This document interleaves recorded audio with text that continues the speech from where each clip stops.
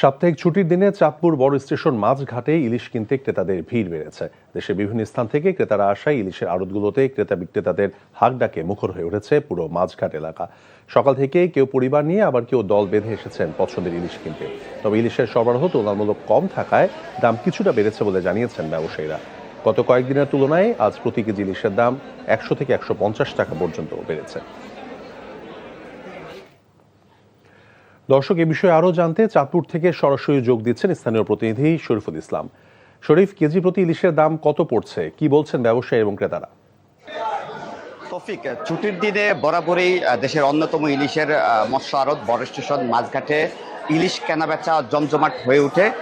তবে ইলিশের সরবরাহ কম থাকায় আজকের বাজারে 1 কেজি ওজনের ইলিশ বিক্রি হচ্ছে 2800 থেকে 3000 টাকায়। আর 1 কেজি ওজনের যে ইলিশ রয়েছে সেই ইলিশগুলো বিক্রি হচ্ছে 2000 থেকে 2500 টাকা পর্যন্ত।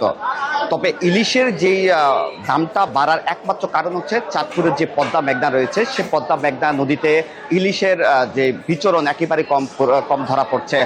জেলেরা ঘন্টার পর ঘন্টা জাল বেয়ে কিন্তু তারা কিন্তু কাঙ্ক্ষিত ইলিশ পাচ্ছে না, যার কারণে কিন্তু চাঁদপুরের বড় স্টেশন মাঝঘাটে ইলিশের সরবরাহ একেবারে কম।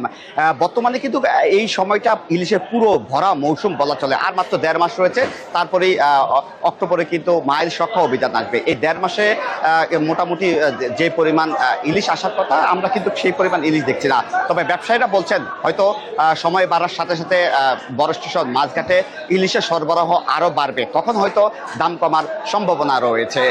আরেকটা বিষয় আমি যদি বলে রাখতে চাই, গত 2 থেকে 3 বছর ধরে কিন্তু পর্যায়ক্রমে চাঁদপুরের মাঝঘাটে ইলিশের সরবরাহ কমেছে।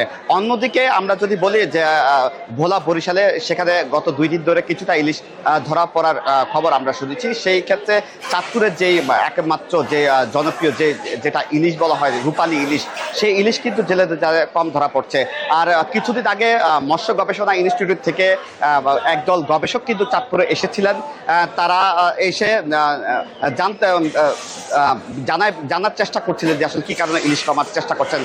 তো ইলিশ কম থাকলেও কিন্তু বরাবরই চাঁদপুর বড় স্টেশন মাঝঘাটে সবসময় জমজমাট থাকে ইলিশ বেচা কেনা। তো তৌফিক, ইলিশ বেচা কেনার এই ছিল আমার কাছে সর্বশেষ। চাঁদপুর থেকে জানছিলাম ইলিশের দামের খবর।